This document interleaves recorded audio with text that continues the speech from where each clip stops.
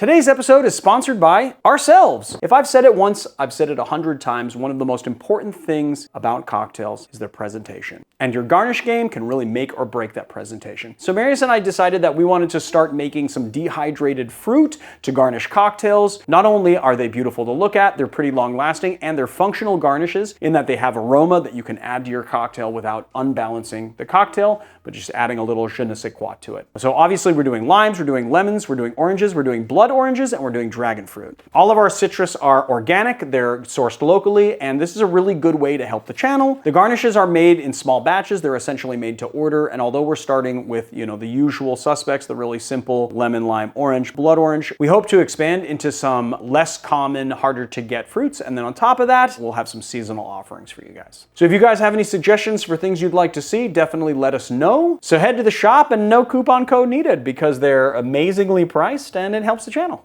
The Breakfast Martini, one of my absolute favorite cocktails, was created by a London-based bartender named Salvatory Calabrese at a hotel called the Lanesborough, also in London. And interestingly, its recipe is incredibly close to the marmalade cocktail in the Savoy Cocktail book. Calabrese maintains that he had no idea that a very similar cocktail was in the Savoy Cocktail book, and when he created this cocktail, it was really just because he had tasted some marmalade and it sparked some interest in him, and he really wanted to build a cocktail around English marmalade. We're actually using French marmalade today because that's all I could find. I don't know if anyone knows in LA if there's like a British store where I can find British products. I find British candy pretty easily, but I could not find British marmalade. So leave it in the comments below and let's get into making the cocktail. Half an ounce of lemon juice, half an ounce of Cointreau, 1.5 ounces of gin, 1 bar spoon, and I like to do a heaping bar spoon since it's, it's not the only source of sugar, but it's the major source of sugar, so I like to add like a big bar spoon of jam when I'm making jam cocktails. That's a lot of jam, but it's gonna be good.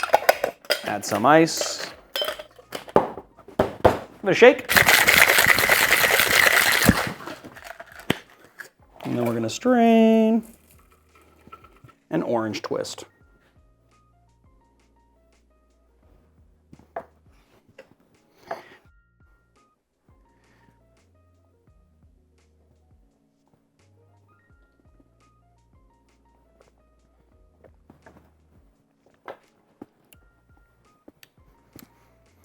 Orangey!